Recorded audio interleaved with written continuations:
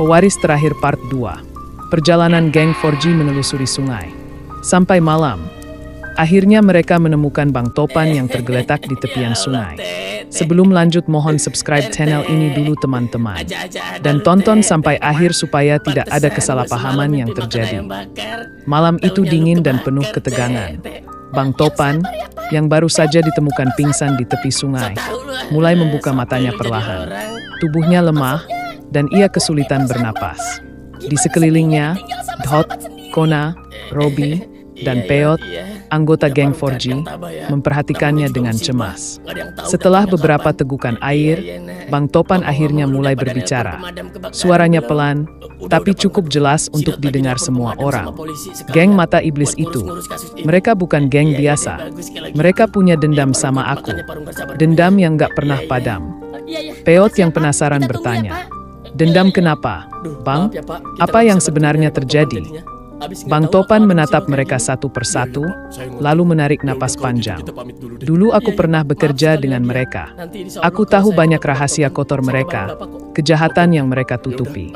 Dari perampokan, intimidasi, sampai hal-hal yang lebih gelap. Aku nggak tahan hidup seperti itu. Aku memutuskan keluar, tapi aku nggak pergi dengan tangan kosong. Aku bawa bukti yang bisa menjatuhkan mereka." Kona menyela, "Jadi, mereka mengejar abang karena takut rahasia itu terbongkar." Bang Topan mengangguk. "Betul, mereka nggak akan pernah berhenti sampai aku lenyap. Kebakaran rumah Pak RT, aku yakin itu ulah mereka. Mereka pikir aku ada di sana." Robi mengepalkan tangan. Wajahnya menunjukkan kemarahan. "Kalau benar mereka yang melakukannya, kita nggak bisa tinggal diam. Kita harus cari cara buat lawan mereka." Dhot menambahkan, "Tapi kita nggak bisa asal-asalan. Mereka kuat dan licik. Kita perlu rencana." Bang Topan tersenyum lemah. "Aku masih punya bukti-bukti itu, disimpan di sebuah tempat persembunyian lama. Kalau kita bisa ambil bukti itu, kita bisa melawan mereka." Peot bertanya, "Di mana tempatnya, Bang?" "Di pinggir hutan, di dekat gudang tua. Tapi aku nggak tahu apakah tempat itu masih aman," jawab Bang Topan. Geng 4G saling berpandangan, lalu Robi berkata, "Kalau gitu, besok kita pergi ke sana. Kita harus bertindak cepat." Keesokan harinya, geng 4G bersama Bang Topan memulai perjalanan ke gudang tempat bukti disimpan. Jalan setapak yang mereka lalui dipenuhi semak belukar, dan suara burung hutan menambah suasana tegang. Ketika mereka hampir sampai, Bang Topan memberi isyarat untuk berhenti. "Kita harus hati-hati. Kalau mereka tahu tentang tempat ini, mereka mungkin sudah memasang jebakan." Dari kejauhan, gudang tua itu terlihat usang dan hampir roboh. Namun, sesuatu membuat mereka merinding, bekas jejak kaki yang masih baru terlihat di tanah. "Ada orang di sini," bisik Kona. Mereka bergerak lebih pelan, memeriksa setiap sudut. Di depan gudang, dua orang berjaga dengan sikap waspada. "Kita harus buat mereka pergi," kata Dhot. "Caranya?" tanya Peot. Dhot tersenyum kecil. "Aku dan Peot akan mengalihkan perhatian mereka. Kalian masuk ke dalam gudang." Dengan hati-hati, Dhot dan Peot mengambil batu lalu melemparkannya ke semak-semak di sisi lain gudang. Suara gemerisik membuat para penjaga waspada. Mereka meninggalkan pos untuk memeriksa asal suara. Kona dan Robi segera masuk ke dalam gudang, diikuti oleh Bang Topan. Di dalam, mereka menemukan sebuah peti tua yang terkunci. Dengan linggis yang ditemukan di sudut ruangan, mereka berhasil membuka peti itu. Isinya adalah dokumen dan sebuah perekam kecil. "Inilah buktinya," kata Bang Topan. "Ini cukup untuk menjatuhkan mereka." Namun, saat mereka hendak keluar, suara penjaga terdengar dari luar. "Hei, ada yang masuk ke gudang." Konfrontasi di gudang. Para penjaga kembali dan langsung memanggil rekan-rekannya. Kini, gudang dikepung. Bang Topan dan geng 4G tidak punya pilihan selain melawan. "Jaga buktinya. Jangan sampai mereka ambil," seru Bang Topan sambil mengambil tongkat kayu untuk mempertahankan diri. Pertarungan sengit terjadi.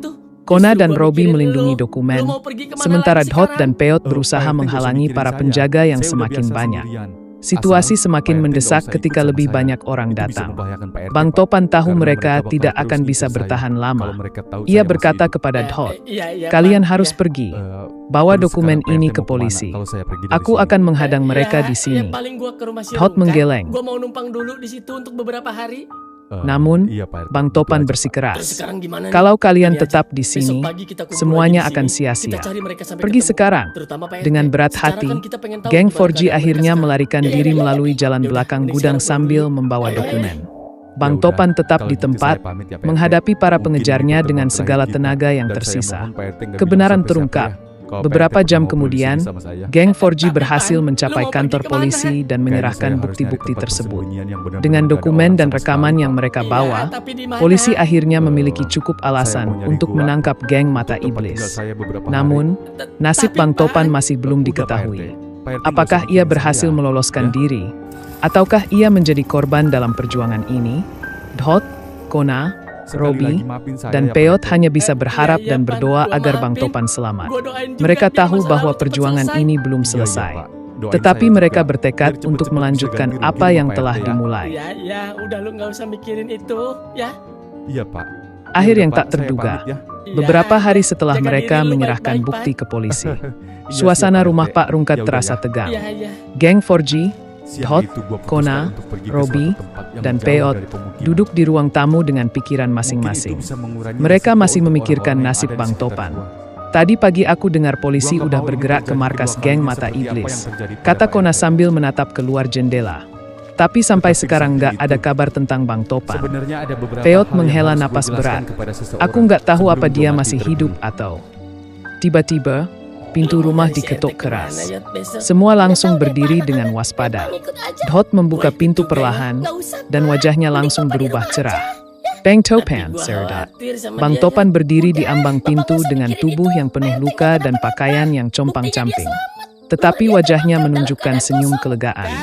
"Aku selamat," katanya dengan suara serak. Semua anggota geng 4G segera menghubunginya. "Bang, gimana caranya abang bisa kabur dari mereka?" tanya Robi penuh penasaran. Bang Topan masuk dan duduk di kursi dengan bantuan mereka. Setelah meneguk segelas air yang diberikan Peot, ia mulai menceritakan semuanya. "Pertarungan di gudang. Setelah kalian pergi, aku tahu aku harus bertahan sebisa mungkin. Mereka mengepung aku di dalam gudang. Aku menggunakan semua yang ada, tongkat kayu, kursi tua, bahkan peti kosong untuk melawan mereka. Tapi jumlah mereka terlalu banyak," cerita Bang Topan. "Aku hampir kalah. Tapi kemudian aku melihat salah satu dari mereka membawa obor. Aku nekat menyerangnya, merebut obor itu, dan membakar jerami di sudut gudang. Api mulai membesar, dan mereka panik. Itu kesempatan aku untuk kabur." Bang Topan melanjutkan, "Aku keluar lewat jendela belakang gudang. Mereka mencoba mengejarku, tapi aku sudah lebih dulu lari ke arah sungai. Aku bersembunyi di semak-semak sampai mereka menyerah mencariku." Kona menepak paha Bang Topan. "Luar biasa, Bang. Kami pikir abang sudah..." Kona menghentikan kalimatnya, tak tega melanjutkan. Bang Topan tersenyum kecil. "Aku juga hampir kehilangan harapan. Tapi aku tahu, selama ada kalian dan bukti itu sudah di tangan polisi, masih ada peluang untuk melawan mereka." Kejatuhan geng Mata Iblis. Tak lama setelah Bang Topan selesai bercerita, suara sirene polisi terdengar dari luar rumah. Seorang petugas datang menemui mereka. "Terima kasih atas kerjasama kalian," kata petugas itu. "Dengan bukti yang kalian serahkan, kami berhasil menangkap semua anggota geng Mata Iblis, termasuk pemimpinnya. Mereka akan segera diadili." Kabar itu membuat semua orang lega. Dhot, yang biasanya keras, bahkan terlihat hampir menangis. Akhirnya mereka mendapatkan balasannya. Katanya, Bang Topan berdiri dengan susah payah, menatap anggota geng 4G. "Kalian sudah menyelamatkan hidupku. Aku nggak akan pernah lupa apa yang kalian lakukan. Ini semua bukan cuma perjuangan aku, tapi perjuangan kita. Kehidupan baru." Dengan kejatuhan geng Mata Iblis, kedamaian akhirnya kembali ke lingkungan mereka. Bang Topan memutuskan untuk memulai hidup baru di tempat lain, jauh dari bayang-bayang masa lalunya. Sebelum pergi, ia menemui geng 4G untuk terakhir kali. Jangan pernah menyerah menghadapi apapun, kata Bang Topan. Kalau kalian bisa melawan ketakutan seperti ini, nggak ada yang nggak bisa kalian hadapi. Dot, Kona, Robi, dan Peot mengantar Bang Topan sampai ke ujung jalan. Menyaksikan temannya melangkah pergi menuju kehidupan yang lebih baik. Malam itu, di bawah langit penuh bintang, mereka merasa lega dan bangga. Mereka tahu bahwa persahabatan dan keberanian telah menyelamatkan hidup seseorang. Dan mungkin banyak orang lainnya.